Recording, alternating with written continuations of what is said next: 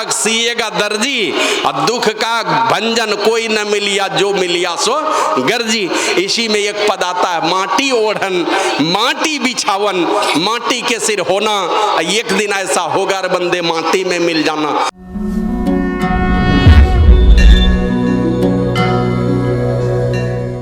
माटी का ही बिछावन, माटी का ही ओढ़ना, माटी का ही तकिया सुला देगा, और अंतिम आप मिट्टी में ही मिलकर एकम एक हो जाएंगे। वही दिन आने वाला है सबके जीवन में। भगवान श्री राम कहते हैं, वो तो मन ही मन सोचते हैं, बिना भक्ति तन काम ना आवे, लाख सुगंधी चबोरा रे। सुगंधी के ड्राम में भी डुबा करके रखेंगे तो ये इसको नाश होने से कोई नहीं बचा सकता है। सहजो बाई कहते हैं, सहजो भज हरि नाम को, तजो जगत सु नेह, अपनों तो कोई है नहीं अपनी सगी न दे। यही कही गुरुदेव जू, यही पुकारे संत, सहजो तज या जगत को तो ही तजेगो अंत। या तो तुम जगत को तज दो, और नहीं तो धीरे धीरे वो दिन आएगा कि जगत ही तुमको तज देगा, निकालेगा घर से बाहर, रहने नहीं देगा घर में। वो दिन भी सबके जीवन में आने वाला है। ऐसा नहीं है कि हम लोग जितने लोग हैं, हम लोगों में से कोई बचने वाले हैं। गुरु महाराज तो कहते हैं, सुनिए सकल जगत के वासी, ऐ सारे संसार के लोगों, सब लोग कान खोल करके सुन लो, यह जग नश्वर सकल विनाशी। यह जग क्या है? नश्वर है, और सारा का सारा विनाशी है, पूरा का पूरा संसार का विनाशी है। और यह जग धूमधाम रे भाई, यह जग जानो छली महाई। यह संसार धूमधाम है, माना धुएं का घर है। ये धुआं जैसे आग लगती है, धू धू करके धुआं उठता है, तो देखिएगा घर जैसा नजारा देखने को मिलेगा, और सेकंड भर में फिर घर का नाश भी हो जाता है। तो यह जग धूमधाम रे भाई, और यह जग जानो छली महाई। यह छलिया है, छलिया। यह संसार में किसको नहीं ठगा जो इस संसार के चक्कर में पड़ा है। बाबा साहिब स्वामी जी महाराज तो कहते हैं, सारा समा है फानी, यही जिस्म की कहानी। समा नजारा जो कुछ भी दिखलाई पड़ रहा है, ये समा है फानी, माना नासमान है, नासमान जितना नजारा हमारे आपके सामने में दिखलाई पड़ रहा है यही जिस्म की कहानी। इस जिस्म, इस शरीर की भी वही कहानी है। और है चंद जिंदगानी जो सरे आम में है, थोड़े दिनों की जिंदगानी है, सरे आम सब लोग जानते हैं इस बात को, कि है धीरे धीरे 1 दिन 2 दिन 4 दिन करके बीतता जा रहा है। और हैं कहाँ पर? तो गुरु महाराज कहते हैं, माघ भूखा बाग काल के मुख पड़ो है बावरे, होश कर चेतो समेरे बचो ध्यान के दौरे।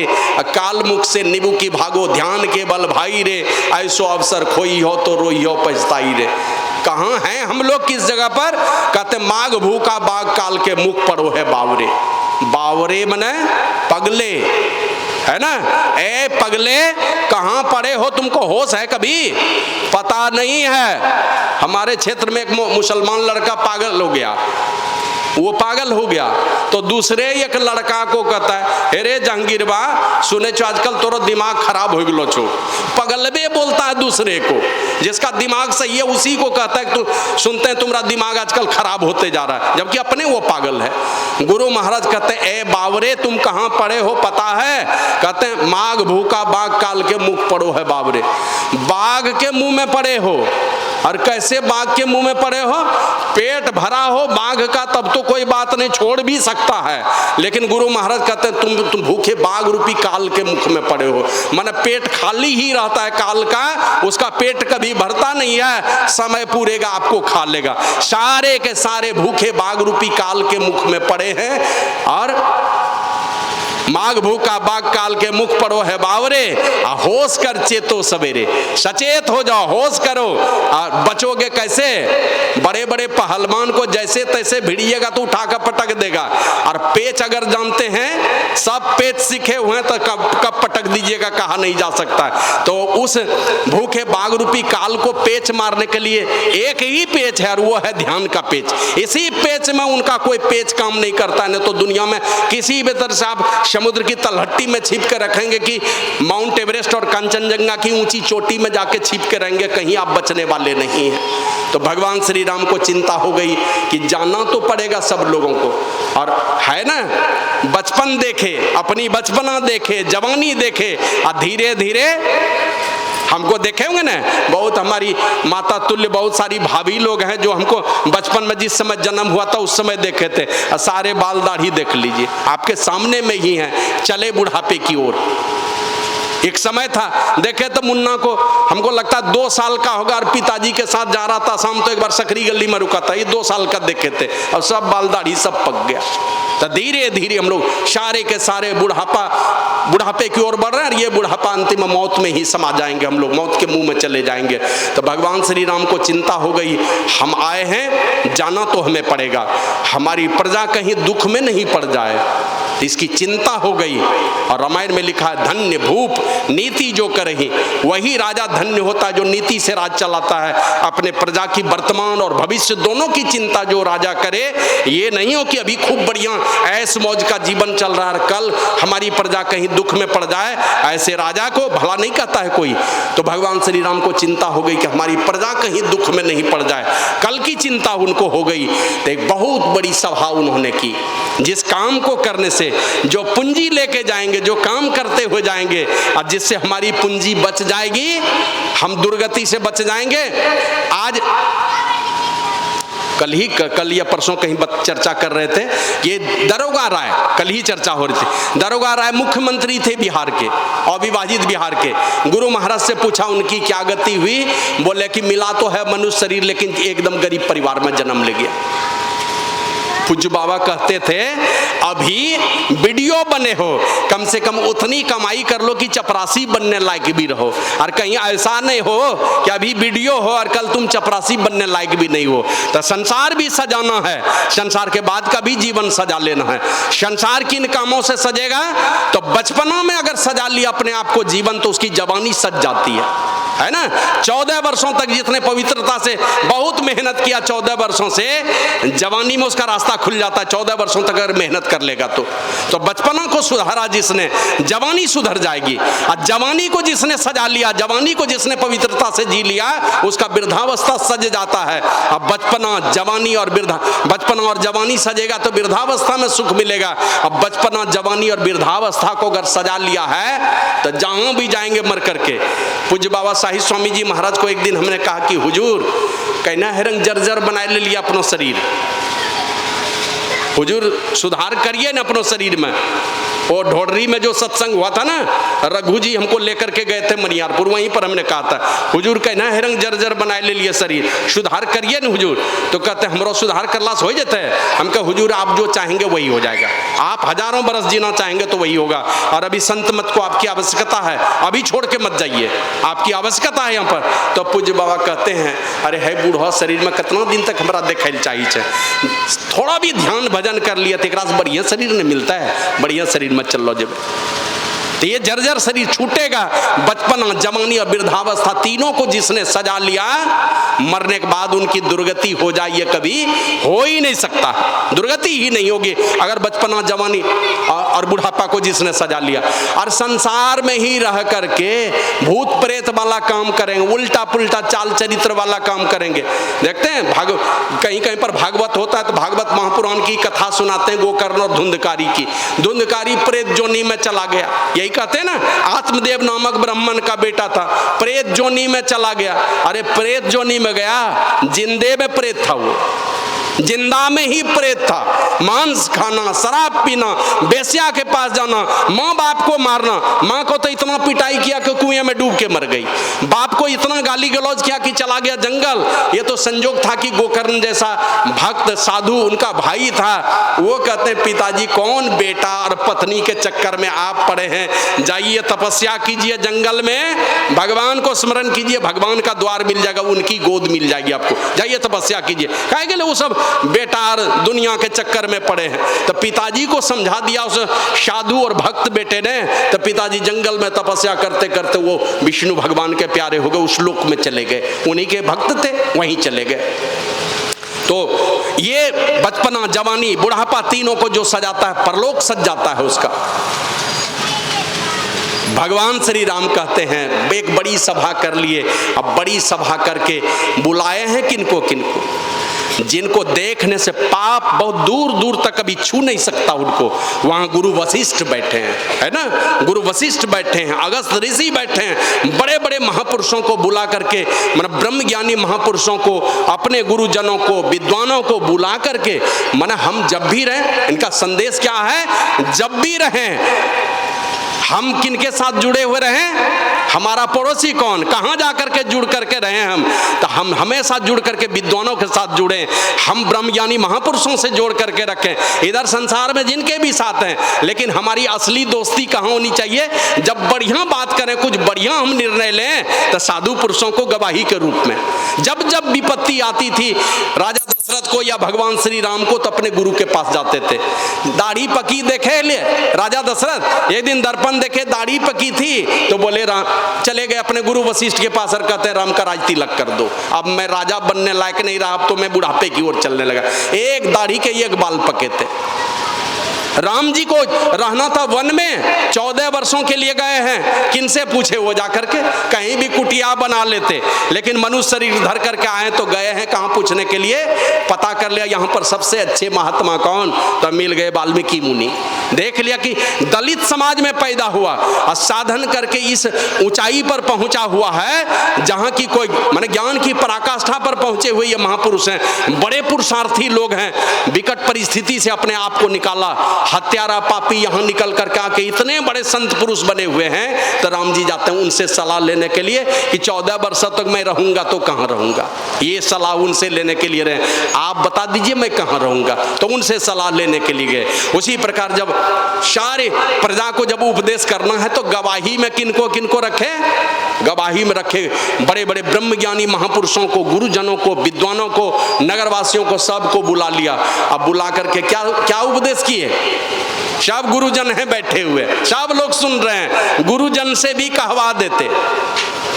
लेकिन भगवान श्री राम को लगा कि मैं राजा हूं, मैं कहूंगा तो मेरी बात समझेंगे, इसलिए कि ये सारी प्रजा मेरी समझ रही है कि मैं एक छोटे से प्रजा के चलते अपने पत्नी को हमने वनवास दिया, ये लोग मेरी बात रखेंगे, इसलिए उपदेश करना चाहिए। तो भगवान श्री राम सारी प्रजा को बुला करके क्या उपदेश किए? क्या कहे? इंजीनियर बनो, डॉक्टर बनो, प्रोफेसर बनो, यही सब बोले? बोले नहीं नहीं, बड़े भाग। क्या बड़ा भाग है हमारा? किस लिए मेरा बड़ा भाग? मानुस्तन पावा, बड़ा भाग्य है हमारा, इसीलिए भाग्यशाली हैं हम। बहुत लोग कहते हैं भगवान हमको ये नहीं दिया, वो नहीं दिया, वो नहीं दिया, बहुत भगवान पर भी दोषारोपण करते हैं। लेकिन भगवान श्री राम कहते हैं ये हमारा बड़ा बड़ा भाग्य है कि हमको मनुष्य का शरीर मिला हुआ है। अब ये मनुष्य का शरीर मिला और इसलिए कि हम अपने अगल बगल के जानवरों पर, नीची नीची जोनियों में पड़े हुए जीवों पर जब हम विचार करते हैं तो देखते हैं बड़ा ही उसके जीवन में दुख है। अब देखिए गाय पड़े हैं, नाद, गाय गौ माता है, नाद में पड़ी हुई है। गाय, भैंस, कुत्ता, बिल्ली, कौन किसके बोली को जानने पहचानने वाला, उसके दुख दर्द को समझने वाला है? हाँ, हमारे क्षेत्र में तो साहेबगंज में हम लोग रहते थे, सकरी में बड़े भाई के साथ में वहाँ रहते थे ना, तो सकरी से साहेबगंज टमटम चलता था और टमटम में यहाँ जो चमड़ा लगाता था बेल्ट, वहाँ घाव हो जाता था उसको, यहाँ इस दोनों भाग में भी घाव हो जाता था। और उसका जो टमटम चलाने वाला जो कोचवान था ना, हाथ में रखता था चाबुक और चाबुक मारता था वहीं पर जहाँ उसको घाव है, जिस जगह घाव है उसी जगह पर मारता था। अब सोच लीजिए अगर हम लोग कहीं भगवान इधर नहीं भेज करके वहां पर भेज दिया होता तो हमारी क्या दुर्दशा हुई होती। बड़ी कृपा की है परमात्मा ने कि हमको ये मनुष्य का शरीर दिया है। अभी देखते हैं ना, गाड़ी का गाड़ी, वो सफेद सफेद कौन जन्म जीव है, अब क्या है पता नहीं, कौन मुर्गी का बच्चा है कि क्या, गाड़ी का गाड़ी, माना 15 दिन जन्म लिया और 15 दिन में चला गया आदमी के पेट में, सब जिब्या हो गया, सब बलि पड़ गया, सबका पलटी, क्या कहते हैं वही, करोड़ों करोड़ पैदा हो रहा जा रहा है, कहीं उसमें चले गए हो तो क्या दशा होती। और 1 जनवरी को तो देखते हैं ना, करोड़ों करोड़ मुर्गा मुर्गी बकरा बकरी सब चला जाता है कि आदमी के पेट में। भगवान अगर उधर दे देता हम लोगों को तो हमारी क्या दशा होती। ये बड़ा भाग्य है कि ये मनुष्य वाला शरीर मिला है। भगवान श्री राम कहते बड़े भाग मानुष तन पावा। और ये मानुष तन क्या है, क्यों भाग्यशाली कहा, तो कहते हैं सुर दुर्लभ। ये जो बड़ा भाग है, ये वाला भाग देवताओं को नहीं है, उसको दुर्लभ है ये वाला भाग, ये वाला शरीर नहीं मिलता है। देवता को शरीर है, दिव्य शरीर है। हम लोग जाते हैं मंदिर में, जाते थे पहले, पूजा करते थे देवताओं को, अभी भी बहुत सत्संगी लोग भी करते हैं, करना भी, आदर करना भी चाहिए। तो देवता का शरीर भी दिव्य शरीर है, लेकिन भगवान श्री राम कहते हैं ये इतना भाग्यशाली नहीं है। जो मनुष्य शरीर वाला जितना भाग्यशाली है वो भाग्य देवता को भी नहीं है। कारण क्या है? तो कहते साधन धाम मोक्ष कर द्वारा, सारे साधनों का धाम और मुक्ति का द्वार है इसी शरीर के अंदर में। जो बनना चाहिए, जो आपकी मर्जी है, जैसा बनना चाहेंगे वैसा बन लेंगे। ये मनुष्य शरीर में इतने साधन है, चपरासी बनना चाहो, चोर लुच्चा बनना चाहो कि इंजीनियर, डॉक्टर, और दुनिया के सबसे बड़े पद पर अभी देखते हैं ना, अब सब लोगों की अपनी दृष्टि है, सब लोग अपने नजरिए से देखते हैं। और अभी हम लोग देखते हैं और किस देश के प्रधानमंत्री को दूसरे देश के लोग, कोई ऐसा प्रधानमंत्री है दुनिया में जिनको 12 देश का सर्वश्रेष्ठ नागरिक सम्मान मिला हो? तो ये हमारे लिए बहुत गौरव की बात है। भले लोढ़ी पार्टी में जो काम करते हैं उनके लिए गौरव की बात नहीं होगी, लेकिन ये हमारे भारत देश के लिए गौरव की बात है। 12 देशों में जाकर के उनको सर्वश्रेष्ठ नागरिक सम्मान अपने देश का मिला है, तो ये यहाँ के लिए गौरव की बात है। वही कहते हैं ये देवता लोग जो है ना, ये सौभाग्य नहीं है, उसको मनुष्य का शरीर नहीं है। सारे साधनों का धाम और मुक्ति का द्वार है इसी मनुष्य शरीर के अंदर में। अब है क्या? हम लोग कंगला बने हुए हैं। है मुक्ति का द्वार, और मुक्ति के द्वार में जहां प्रवेश करेंगे उस तरफ से जहां प्रवेश किए, शास्त्र में आया दे अस्था सर्व विद्याश्च दे अस्था सर्व देवता दे अस्था सर्व तीर्थानी गुरु वाक्य न लभते। खाली प्रवेश करके तो देखिए, हमारे गुरु महाराज लिखते हैं ज्योति मंडल धसी धाय के निर्खत बैराटी हो। बैराट का दर्शन होता है, माने परमात्मा के बहुत प्रकार के रूपों का दर्शन होता है अगर आप ज्योति महल में प्रवेश कर गए तो। माना 2 भुजा, 4 भुजा, 8 भुजा, 100 भुजा, अनंत भुजा, सब भुजा वाला भगवान का दर्शन आप ही के ब्रह्मांड में होने वाला है। तो कहते हैं ये सारे साधनों का धाम और मुक्ति का द्वार है आपके शरीर में, और उस द्वार में प्रवेश करने की कभी कोशिश नहीं करते। साधन धाम मोक्ष कर द्वारा अब पाई न जेहि परलोक समारा।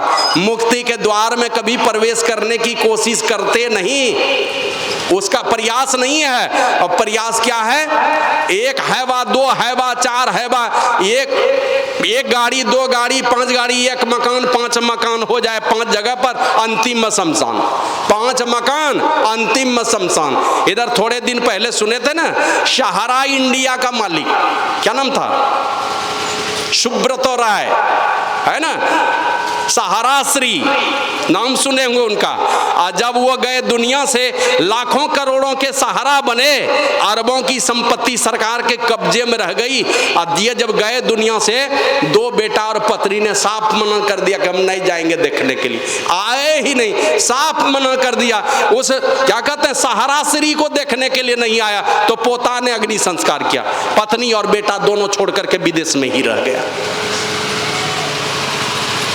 है इधर दुनिया के धन दौलत को समेटा, बहुत समेटा, और जो काम करना चाहिए, मुक्ति का द्वार है आपके शरीर में, उस द्वार में अगर प्रवेश करते, काकभुसुंडी जी और गरुड़ जी के संवाद में आया है, नर समान नहीं कौनिउ देही, जीव चराचर जाचत जेही, नरक सर्ग अपवर्ग निसेनी, ज्ञान विराग भगति सुख देनी, सो तन धरी हरि भजहि न जे नर, हो ही विषयरत मंद मंदतर, कांच किरिच बदले ते लेही, करते डारी परस मनि देही।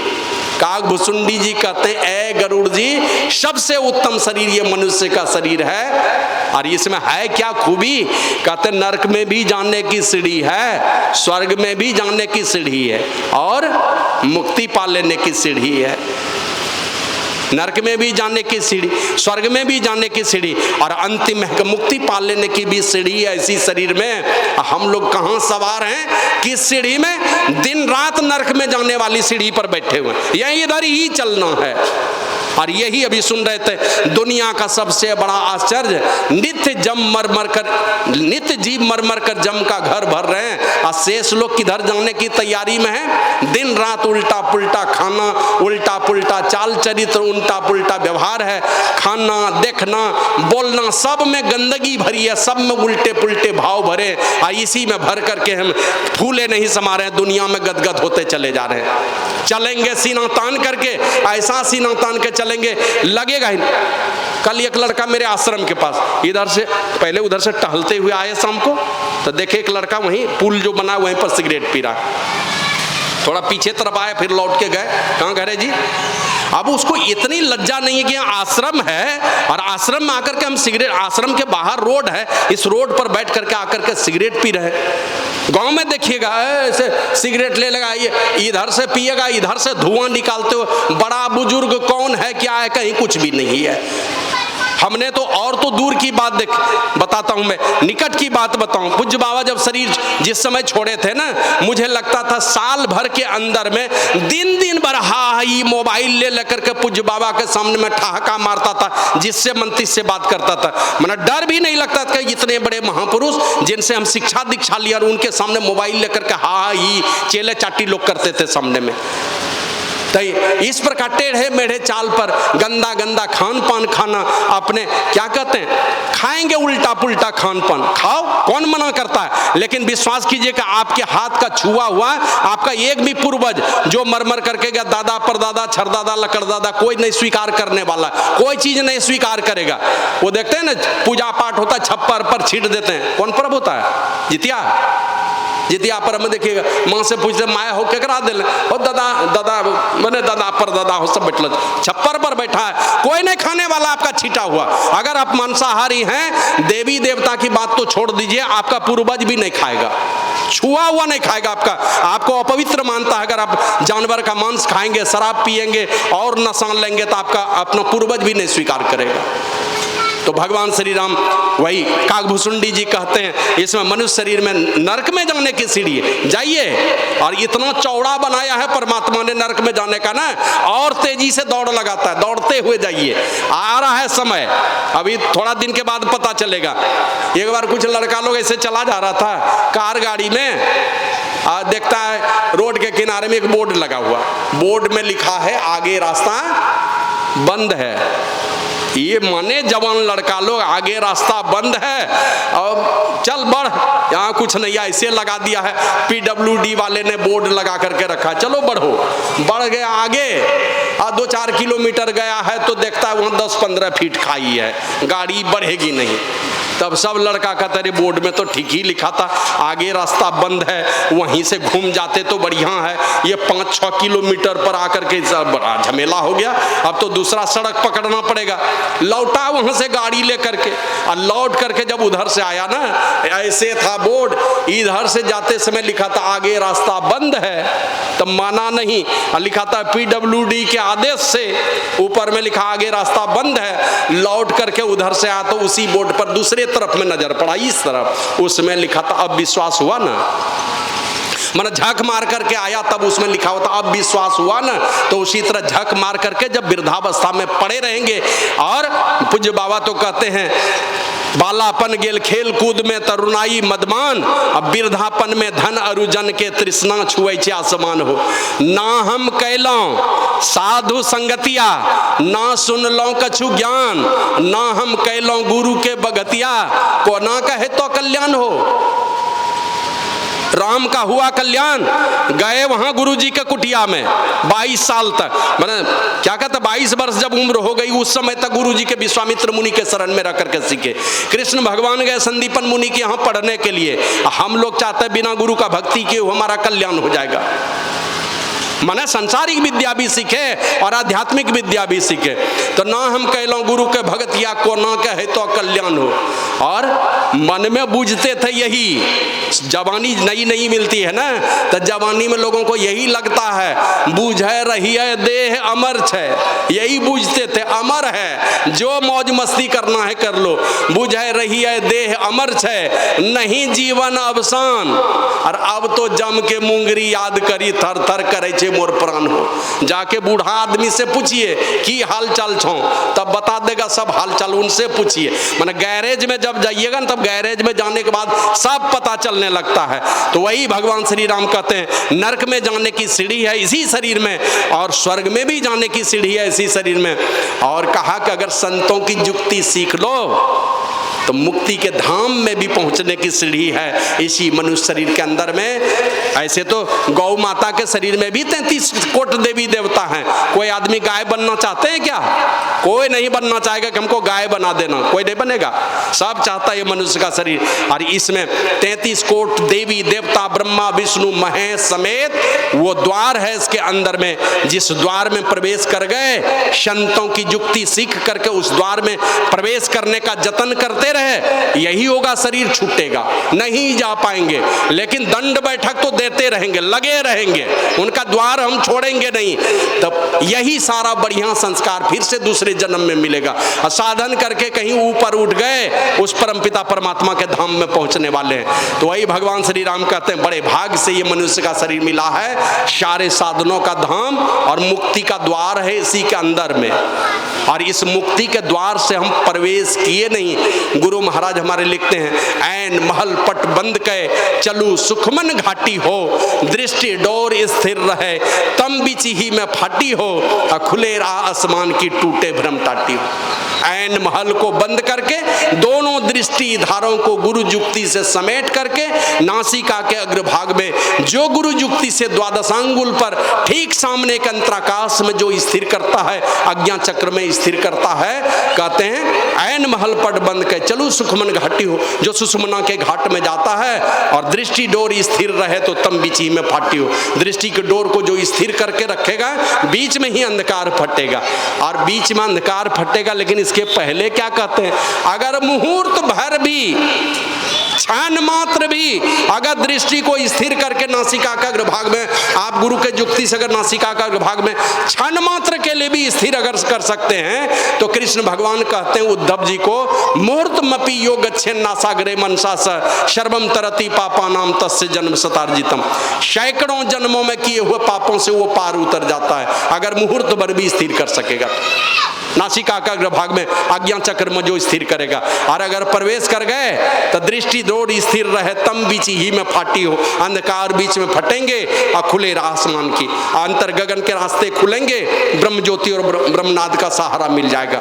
और ज्योति मंडल धसी धाय के निर्खद बैराटी हो, धुर धुन गही लही परम पद बंधन लेहू काटी हो। वो ज्योति महल में प्रवेश करता है और अनेक प्रकार के परमात्मा के रूपों को देखता है, विराट रूप का दर्शन करता है। और इसी क्रम में क्रम से अनेक प्रकार के शब्दों को सुनता हुआ साधक आगे बढ़ता है, जिसके विषय में गुरु महाराज लिखते हैं, बजती हैं 5 नौबतें सुनी एक एक को, प्रति एक पै चढ़ी जाए के निज ना खोजना, और पंचम बजे धुर घर से जहां आप विराजें, गुरु की कृपा से मैं ही तहां पहुंची खोजना। गुरु की कृपा होती है तो उस सार शब्द को भी पकड़ पाती है हमारी जीवात्मा, और सूरत उस हमारी सूरत को बलात् घसीट करके परमात्मा के धाम में लेके चला जाता है। अगर उस 10वें द्वार में प्रवेश कर गए तो कहते हैं ये थोड़ी भी भक्ति जो होगी ना, कहा कि तुमको दुर्गति में जाने से बचा लेगी, महाभय से। माना कुत्ता गधा भेड़ बकरी की जोनी में नहीं जाएंगे। अगर उस 10वें द्वार में प्रवेश करने की आप कोशिश कर रहे हैं, तो जतन अगर कर रहे हैं आप, तो कभी भी दुर्गति आपकी होने वाली नहीं है अगर ये प्रयास आपका जारी रहेगा तो। लेकिन ये काम नहीं करेंगे, नरक में जाने की सीढ़ी में जाकर के सवार होंगे, बार बार उल्टा पुल्टा चाल चरित्र रखेंगे, न किसी का सम्मान करना है, न मधुर बोली बोलनी है, न बढ़िया खान पान खाना है, टेढ़े मेढ़े चाल में चलना है, और हमेशा कुल खानदान का नाम डुबाने वाला काम करना। अपने बाप दादा की पगड़ी, अब कल देखे हमको बोला कि चलिए पगड़ बन्हन में, हमके बाबा जी को के सामने में खड़ा करके पगड़ी बांधेगा, तब बाबा जी का पगड़ी तो बड़ा भारी होता है, बाबा जी का पगड़ी तो निभा नहीं पाएगा। तो अपने पिताजी के सामने में ही, हमारे बड़े भाई तो पिता तुल्य हैं, क्या ये रहेंगे इनके सामने में पगड़ी बांध देंगे पुरोहित, बस उन्हीं की पगड़ी बचा ले, अपने बाप माँ की पगड़ी बचा ले। यही बातें हैं ना। ये भक्त प्रहलाद को, ये राजा बलि के सामने में बामन भगवान गए और सामने में आ गए तुरंत दैत्य गुरु शुक्राचार्य, और वो आकर के कहते हैं कि ए बलि, ये छलिया है, छलिया मत दो दान, ठगेगा तुमको, सब राजपाट लेकर के ये दे देगा इंद्र को, तुम्हारा सारा राजपाट छीन लेगा, तुम सचेत हो जाओ। तो माना नहीं, और अपने गुरुदेव को कहा कि गुरुदेव आपको पता है कि मैं किनका पोता हूं, यही कहा राजा बलि ने, आप जानते हैं कि मैं भक्त प्रहलाद का पोता हूं। भक्त प्रहलाद असुर कुल में आए थे, लेकिन देवता भी आदर करते थे और मनुष्य भी आदर करते थे। मन तीनों लोकों में उनका आदर था, मृत्यु भुवन में और असुर योनि में और देव योनि में, तीनों लोकों में मेरे दादाजी की पूजा होती थी। हम अपने दादा की पगड़ी डूबने नहीं देंगे, दादाजी का नाम नीचे गिरने नहीं देंगे, हम दान देंगे हम जरूर। मन नरक में चले, हमारे दादाजी पाताल लोक चले गए, राजपाट छिना गया तो छिना गया, लेकिन दान देना नहीं छोड़ा। तो उसी तरह हम भी अपने दादाजी का नाम नहीं डुबाएंगे। तो हम लोग भी बड़े खानदान के लोग हैं, ऋषि मुनि के खानदान के लोग हैं, और नहीं है हम लोग छोटे ही। अगर आप मानते हैं कि हम छी भलाई, जब जही जतन जहां जही पाई, सो जानव सत्संग प्रभाव, लोक वेदना अनुपाऊ। ये बढ़िया बुद्धि, जीते जी अच्छी गति, मरने के बाद अच्छी गति, यश मिलेगा, आगे पीछे लोग लगे रहेंगे, तो इस प्रकार की सारी चीजें, और ऐश्वर्य मिलेगा, मतलब लोग आगे पीछे लगे रहेंगे और कोई भी आपका बुरा चाहने वाला नहीं होगा। ये पांचों चीज जब भी मिलेगा, इन संतों के आदेश के अनुकूल साधन करने पर मिलने वाला है। बाबा साहिब स्वामी जी महाराज कहते हैं, यश ऐश्वर्य मुक्ति और भलपन, बुद्धि और चतुराई, और जो कुछ जाही मिले जब संत कृपाते पाई। यश मिलेगा, कीर्ति फैलेगी दुनिया में, ऐश्वर्य मिलेगा, माने आगे पीछे लोग लगे रहेंगे। अभी तो गांव समाज में 10-20 लोग लगे रहते हैं ना, महापुरुषों की संगति में चलेंगे, उनके आदेश और उपदेश के घेरे में चलेंगे, तो ये एक गांव की बात छोड़ दिए, जहां जाएंगे आगे पीछे लोग लगे हुए ही रहेंगे। ये बात ये जीवन में आने वाली है। तो यश ऐश्वर्य मुक्ति और भलपन, बुद्धि और चतुराई, और जो कुछ जाही मिले जब संत कृपाते पाई। कुछ भी चाहिए बढ़िया चीज, ये संतों की कृपा से आपको जीवन में आने वाला है। भगवान श्री राम कहते हैं, अगर उस मुक्ति के महल में प्रवेश करने वाला जो द्वार है, जुक्ति जान करके उसमें प्रवेश करने का जतन अगर नहीं करते हैं, तो कहते हैं सो परत्र दुख पावई, जहां जाओगे चैन से नहीं रह पाओगे। जो सो परत्र दुख पावई, सिर धुनी धुनी पछताई। परलोक में जाओगे, मिला है मनुष्य शरीर, और मनुष्य देखते हैं, कोई जज अगर पकड़ा जाता है, जज ही कहीं पकड़ा जाए तो उसको और बड़ी सजा मिलती है। कोई बड़ा अफसर अगर विदाउट टिकट में पकड़ा जाए, उसको और सजा देता है। मूर्ख आदमी को तो कम देगा, पढ़ा लिखा को ज्यादा देगा। उसी प्रकार ये शरीर वाला है। एक दिन हमने वकील साहब से पूछा, रामानंद गुप्ता जी से, हमने कहा कि सर ये बताइए, कोई पागल आदमी किसी को गोली मार दे, पागल आदमी है, क्या सजा देंगे? बोला उसको पागल खाना में भर्ती करवाया जाएगा, कोई सजा नहीं है उसके लिए। कोई हमारे जैसा लोग किसी को गोली मार दे तब तो कहा फांसी की सजा हो जाएगी, नहीं तो आजीवन कारावास हो जाएगा। तो जो पागल है, जिसको समझ नहीं है, वो गलती किया तो कोई सजा नहीं है, पागल खाना में भेज देगा। लेकिन हम हैं मनुष्य शरीर वाले, ये मनुष्य शरीर पाकर के भी नादानी का जीवन जिएंगे, कहते हैं बड़ी कठिन सजा मिलने वाली है। और अभी तो लोगों को लगता है ना, नहीं हम तो कोई सत्संग भजन कभी नहीं किए, खूब मांस खाते हैं, शराब पीते हैं, कभी किसी को ठगते नहीं है, झूठ नहीं बोलते हैं। देखिए 3-4 बेटा बेटी नौकरी चाकरी में, कहीं सत्संग भजन नहीं के, सब ठीक ठाक चल रहा है, यही समझा रहे थे। तो हमने कहा कि अभी पुण्य का कोटा चल रहा है, पुण्य के कोटे में चल रहे हैं आप, पाप का कोटा शुरू होने के लिए बाकी है। तो पाप का कोटा शुरू होने के पहले थोड़ा और पुण्य जमा कर लीजिए, नहीं तो ये शरीर छूट जाएगा तो दूसरे शरीर में वो भी नहीं कर सकेंगे। तो भगवान श्री राम कहते हैं कि अगर परलोक में जाएंगे तो सिर धुनी धुनी पछताई, काल ही कर्म ही ईश्वर ही मिथ्या दोष लगाए। हमने कभी सुनाया था ना, 2 ऋषि जा रहे थे, देखा एक लड़का बैठा है, अनाज का ढेर है वहां पर, एक बकरा जैसे आया खाने के लिए, दिया एक डंडा दे करके। तांगीरा ऋषि देवर्षि नारद को देख करके हंसने लगे। तो देवर्षि नारद पूछते हैं काहे हंसे? बोला ये जो देखते हो ना धन दौलत, ये अनाज देखते हो ना ढेर, ये 4 मंजिला मकान, इसका सोना चांदी हीरा जवाहरात का भी कारोबार है, लेकिन जीवन में कभी साधु संतों की संगति में गया नहीं, कभी पूजा ध्यान भक्ति का कोई काम किया नहीं। अब यही सब तुम माफेरी में जीवन गुजर गया, अब मर करके यही बकरा बना है, और अपना ही अनाज खाने के लिए गया था, लेकिन बेटा नहीं पहचान सका तो दे दिया इसके माथा में एक डंडा, वो बकरा बन गया है इतना कमा करके, इसीलिए मुझे हंसी आ गई। तो इसलिए वो दुर्दिन ना देखना पड़े, यही समझ करके भगवान श्री राम कहते हैं ये यही तन कर फल विषय न भाई, स्वर्ग स्वल्प अंत दुखदाई, नर्तन पाई विषय मन देही, पलटी सुधाते सडविश लेई, ताही कबहू भल कहे न कोई, गुंजाग्रही परसमनी खोई।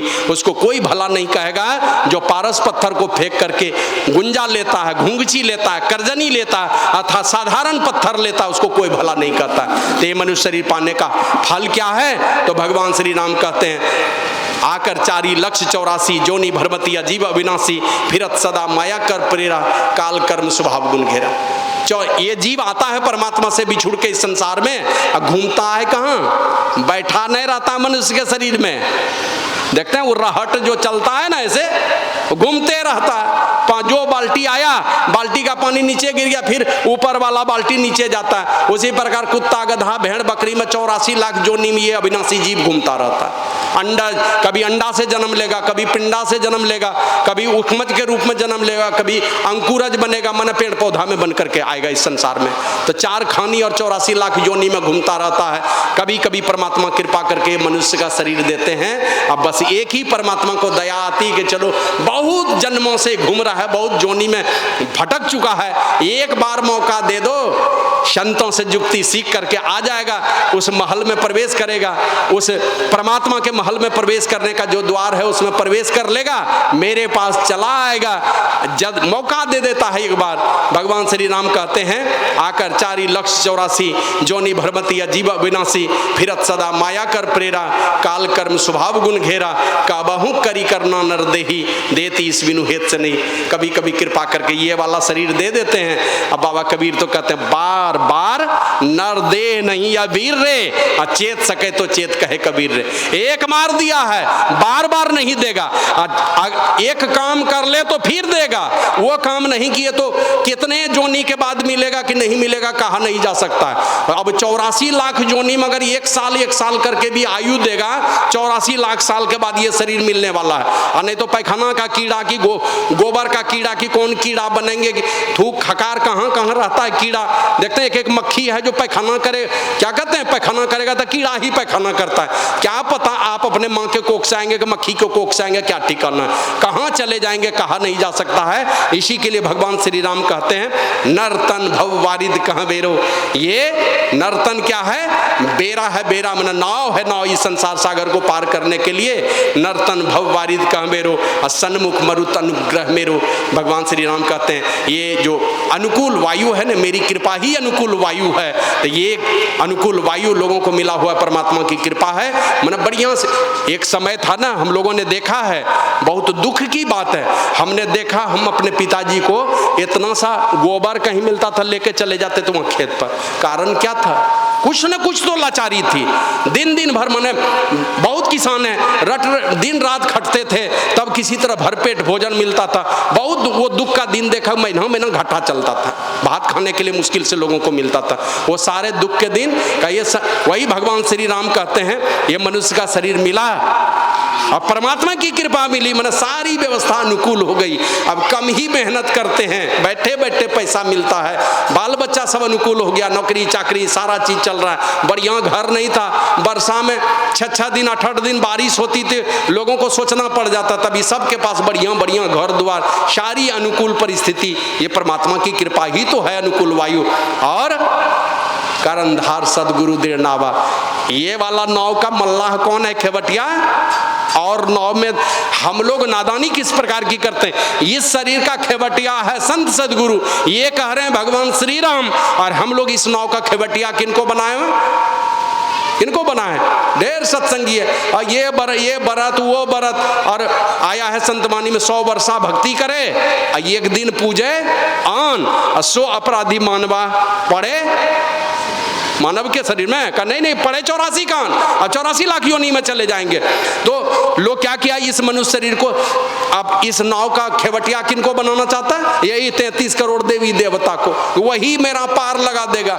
उनको ये शरीर मिलता नहीं है, और इस शरीर का नाव हम देवी देवता को बना के चाहते हैं कि नाव खेब करके पार लगा देगा। बाबा कबीर तो कहते हैं परली पार तेरा मीता खड़िया, उस मिलने का ध्यान ना धरिया, और टूटी नाव ऊपर जा बैठा गाफिल गोता खाबेगा रे।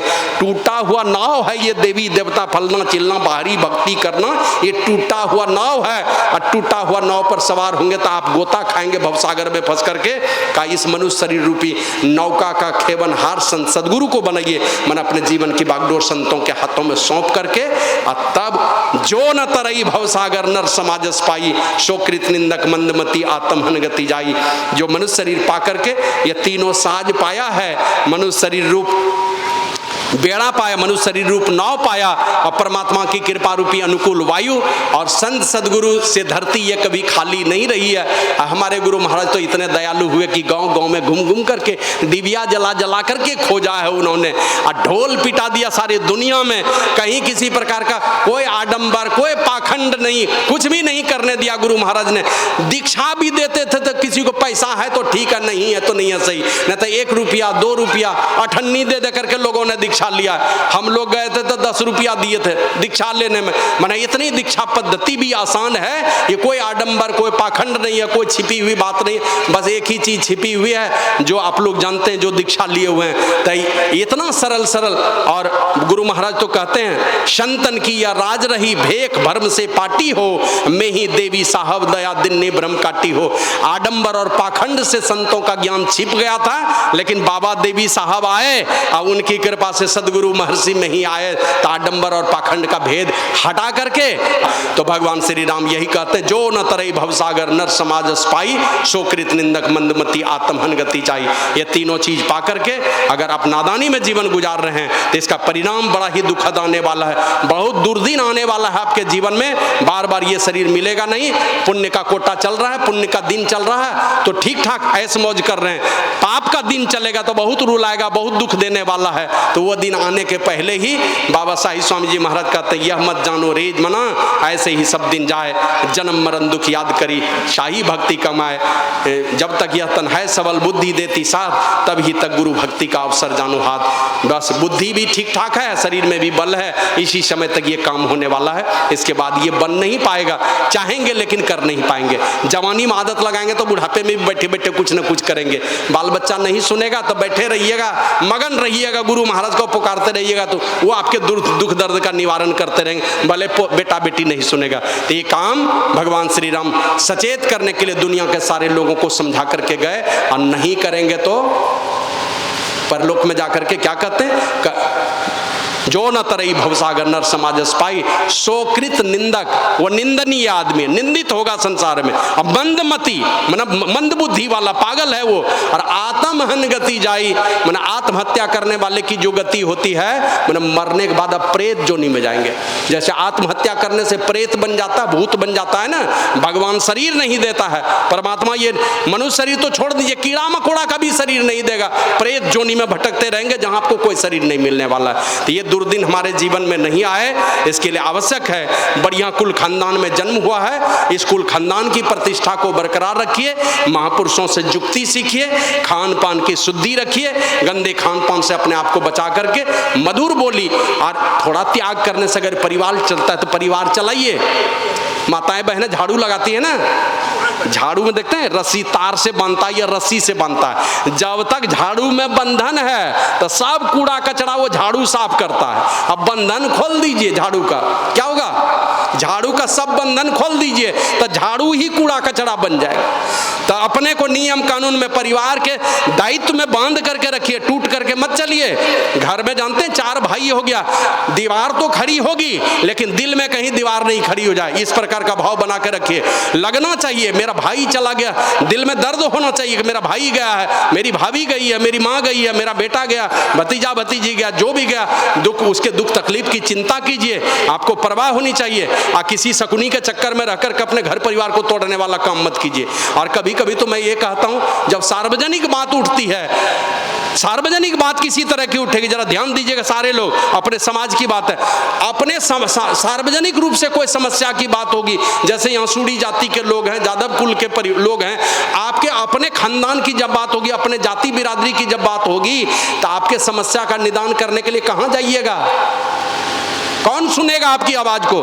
संगठित होकर के रहिए, टूटने वाला काम मत कीजिए, समझे ना। प्रेम भाव में बना करके रखिए। घर परिवार में एक भाई कम कमाता है, एक भाई ज्यादा कमाता है, मिल के रहिए। कम कमाता, भगवान ने आपको कम दिया है, किसी को ज्यादा दिया है तो दिया है, चलता है तो ठीक है, नहीं तो प्रेम में कभी कभी मत आने दीजिए। हम दिया पीछे में देखते हैं बगल पीछे में हमारा हिस्सा है। लोग कहते थे भैया से मांगी ले कुछ, भैया से मांगी ले, भैया तो अपने करने वाला है, जो करेंगे करवे करें, बाकी सब भगवान। बचपने में ये सब बात मन में घूमती थी। तो भगवान को ले जाना था, वो बाबा जी बनाना था, यहाँ घर द्वार के चक्कर में थोड़े फंसाना था। तो उसी प्रकार ये सारे समस्याओं का निदान होगा। बस ये प्रेम भाव, प्रेम के डोर में अपने आप को बंध के चलिए। और एक चीज ख्याल रखिएगा सब लोग, बात कड़वी है, सब लोग चाहते हैं अपने बेटे को श्रवण कुमार बनाना, बेटे को चाहते हैं, पति को बना लीजिए श्रवण कुमार, अपने पति को बना लीजिए, बेटा श्रवण कुमार अपने आ जाएगा। और एक बात है, आप भाई भाई में मेल से नहीं रहेंगे और आप चाहेंगे मेरा बेटा मेल से रहेगा, ये भी आपके जीवन में भूल से आने वाला है। अगर भाई भाई में मेल से नहीं रहिएगा, आपका बेटा भी मेल से नहीं रहने वाला है, ये भी आएगा, वो दिन भी आ जाएगा आपके घर में। तो इसलिए इन सारी चीज़ों को, बहुत सारी बातें हैं कहने सुनने की, तो अपने समाज को, अपने परिवार को, अपने खानदान को एकदम संगठित करके रहिए, घर में बढ़िया बढ़िया काम हो। क्योंकि हमारे सारे पूर्वज आशा देखते रहते हैं कि खानदान में कोई बेटा ऐसा भक्त निकले जो हमारे मुक्ति का उपाय खोजेगा, मुक्ति का द्वार खोलेगा। अब एक भक्त भी खानदान में गया तो शंकर भगवान कहते हैं, शोकुल धन्य उमा सुनु जगत पूज्य सुपुनीत, श्री रघुवीर परायण जही रूपज विनीत। खानदान में एक भी बेटा और बेटी बढ़िया भक्त अगर पैदा हो गया, वो खानदान पूज्य हो जाता है, पूजनीय हो जाता है, धन्य हो जाता है, परम पवित्र हो जाता है वो खानदान। तो इस प्रकार अपने खानदान को, अपने परिवार को पवित्र बनाने का काम कीजिए, क्योंकि आपके सारे पूर्वज आशा देख रहे हैं, इंतजार कर रहे हैं इन चीजों का। घर में नकारात्मक भाव अगर पैदा हो रहा है, बस सारे समस्याओं का एक ही निदान है, या तो छोटा बन के माफी मांग लीजिए, अगर बड़ा मानते हैं तो किसी को माफ कर दीजिए, या तो माफ कर दो नहीं तो माफी मांग लो। इसी में समस्या का निदान है। मिलजुल करके रहिए, प्रेम जोड़ कर रखे, दो दिलों में दरार पैदा करने वाला दरार लेकर के मत जाइए। एक दिन मैं सुन रहा था, एक माताजी समझा रही थी, वो बोली कि जब मैं ससुराल जा रही थी ना, तो मेरे पिताजी यही समझाए कि बेटी तुम जा रही हो ससुराल, ये नहीं समझना यहाँ द्वार बंद है। नैहर में, मायका में तुम्हारा द्वार बंद नहीं, 24 घंटे द्वार खुले हैं, लेकिन कभी भी अपने ससुराल से लड़के नहीं आना। क्या नहीं आना? लड़के नहीं आना।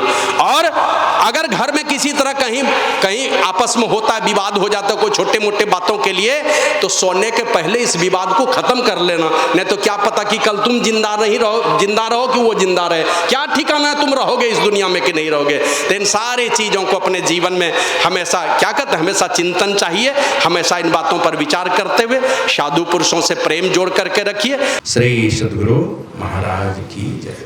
और एक छोटा सा निवेदन है, वो पहले भी शायद कहीं हमने कहा है, आप लोग जानते होंगे। हमारा एक संकल्प है, वो संकल्प क्या है, हमारे आश्रम में तो आश्रम है, गुरु महाराज की जयंती है, 20-21 अप्रैल का सत्संग है, साईं बाबा की जयंती है, दुर्गा पूजा है, सब कार्यक्रम, बड़ा बड़ा कार्यक्रम वहाँ चलता रहता है लोगों के सहयोग से।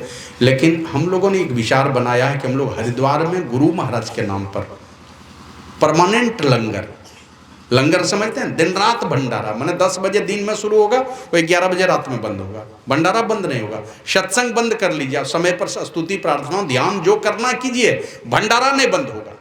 जो जाएगा 10-20 हज़ार लोगों के लिए आपको करना है व्यवस्था, डेली खिलाना है, जिनको खिलाना उन्हीं को खिलाइए। जहाँ से जाएंगे तीर्थयात्री तीर्थ करने के लिए, रहने और खाने का व्यवस्था हम लोग निःशुल्क, यही प्लानिंग है हम लोगों का। और उसके लिए हम लोग अभी ज़मीन तो और भी लेंगे, लेकिन अभी हम लोग फिलहाल 5 बीघा ज़मीन, यहाँ के हिसाब से 5 बीघा, लमसम 2.5 करोड़ रुपया उसमें लगेगा। तो हम लोग बात भी कर लिए हैं, 1 लाख एडवांस में टोकन मनी दे दिए हैं, और अगले महीने में कह रहा है एग्रीमेंट करने के लिए, तो उसमें 40-50 लाख रुपया देना पड़ेगा एग्रीमेंट में, और 6 महीने का समय देना चाहता है। ऐसे बोले हैं उसको कि 1 साल का दे दीजिए, एग्रीमेंट में हम 50 लाख पूरा देंगे, लेकिन 6 महीना में नहीं पूरेगा उतना पैसा। तो आप लोगों से निवेदन है, ये बड़ा कीर्ति का काम है, और दुनिया के देशों में ये संदेश जाएगा, दुनिया के अपने देश के सारे राज्य में ये सूचना जाएगी, और गुरु महाराज के कीर्ति का काम होगा। हम और आप तो 20-30 साल कितना जिएंगे, 30-40 साल जाएंगे ज़्यादा से ज़्यादा, उसके बाद तो राम नाम सत्य है, उसके बाद तो जिसको चलाना होगा, लेकिन गुरु महाराज की कीर्ति चलती रहेगी इसी तरह से। तो आप लोग थोड़ा विचार कीजिएगा, मोबाइल नंबर ले लीजिएगा, अकाउंट नंबर है ट्रस्ट का, ट्रस्ट के अकाउंट में डालना है, और उसमें हम लोगों ने विचार किया जो सामर्थ्यवान लोग हैं वो बढ़ चढ़ करके करें। अभी हम लोगों ने लगभग 60 लाख रुपये का वचन दान करवाया है। यूट्यूब के माध्यम से भी हम लोगों को पैसा आएगा, लेकिन आप लोगों से निवेदन है आप लोग बढ़ चढ़ करके उसमें सहयोग करें। और एकदम जो गरीब लोग हैं उनसे भी कहेंगे 500 दीजिए, 100 दीजिए, 200 दीजिए, कुछ भी दे सकते हैं, उसके लिए कोई ये नहीं है। लेकिन गरीब से गरीब आदमी 5000 देंगे तो हम लोग संगमरमर के प्लेट में नाम डालेंगे वहाँ पर दोनों पति पत्नी का। और डालने का तो कोई 500 भी दे देगा तो कोई बात नहीं, वो भी सब ट्रस्ट में जाएगा, मेरे व्यक्तिगत अकाउंट में नहीं जाएगा। उसका ऑडिट होगा, समझे नहीं, इनकम टैक्स का रिटर्न फाइल होगा, वो सारा चीज़ होगा, उसमें ट्रस्ट के नाम से चलेगा वो सारा चीज़। तो आप लोगों से निवेदन है थोड़ा इस पर विचार कीजिएगा।